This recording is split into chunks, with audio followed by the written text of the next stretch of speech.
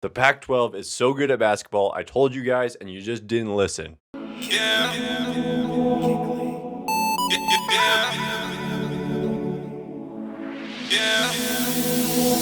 This is real life, little home, that's why I stayed down. I done came up off that boy, look what I made now. All right. That's a lie. I did not tell you guys. I also thought the Pac 12 was not very good at basketball, which really bummed me out, man. I am a University of Utah graduate, University of Utah fan, and it sucked that I thought we had a bad conference. But apparently we're awesome. We were just saving it all until March Madness happened. So we're good. We're going for it. The Pac 12 is freaking awesome. To highlight the awesomeness of the Pac 12 today, let's go over what they did because those were the biggest moves that happened in March Madness today. We'll go over everything that happened in March Madness, but today started off with Oregon destroying Iowa. So Iowa was the 2 seed in what division is that? The West, the top left on my bracket is where I know it is. But Iowa was the 2 seed. Really, I thought Iowa was a little bit overrated because they only had one. Like they have Luca Garza, who's amazing, like a great center. But I didn't really think the rest of the team was that special. So I had my doubts about them. But I definitely had them winning this. I didn't think that Oregon would pull this off because I thought the Pac-12 was so weak.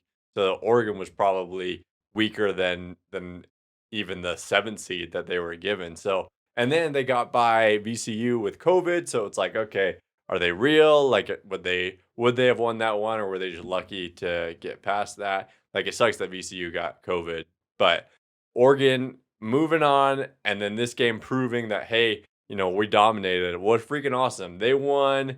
It was, let's see here. The final score was 95-80. Oregon winning. So large victory. Really, the key to their success was they just said, "Hey, Luca Garza, do your thing, man. Cook. You do whatever you need to." So Luca went off for 36 points, dominated basically from beginning to end, was getting whatever he wanted, and Oregon was just like, "Okay, that's fine. We're gonna stop everybody else. We don't think that you can score 96 points, which is what he would have needed to score to beat them if he were to score all of Iowa's points by himself. So that was their strategy. I haven't watched a ton of Iowa basketball this year, but it sounds like that has been the common theme. That's how you beat Iowa, is you just say, "Okay, we're not going to stop Luca, so we're not going to try to stop him. We're not going to like put extra effort on it. We're just going to make sure he's the only one who scores." And that's kind of what happened. So Luca scored 36. Their other guard, Joe Wieskamp, went for 17. So 36, 17. The next three starters, 0, 0, 0. Crazy. They scored 0 points. Like more people came off the bench and obviously scored and contributed. They scored 80 points. So it's not like nobody scored. Like 80 points is a lot in a college basketball game. But the fact that the starters were 36, 17, 0, 0, 0, huge. Huge for Oregon that their strategy worked. And then with USC, we see the opposite of that. They have a 7 foot tall giant Evan Mobley, who's supposed to be a top 3 seed in this draft coming up, just an awesome player. And they did not force him the ball. He had 10 points in the game. He had 12 rebounds, so definitely like did his part. But USC playing Kansas, USC won that game. What was it? 85-51. So they destroyed Kansas, holding Kansas to 51 points. Now, I got to say, Kansas has gone through a ton this season. They had several players who had just barely got back from COVID protocols and everything. So, strategy definitely had something to do with it, but they also had a lot. Kansas had a lot going on, right? So you can't really blame Kansas for losing. You can probably blame them for losing by 30 plus points, I guess. But USC did the exact opposite of Iowa. So the stat line for USC, they had let's see, their starters 5, 17, 10, 12, 13, 10, and then they just really distributed it. So like they had a bunch of people coming off the bench, someone chipped in for 9.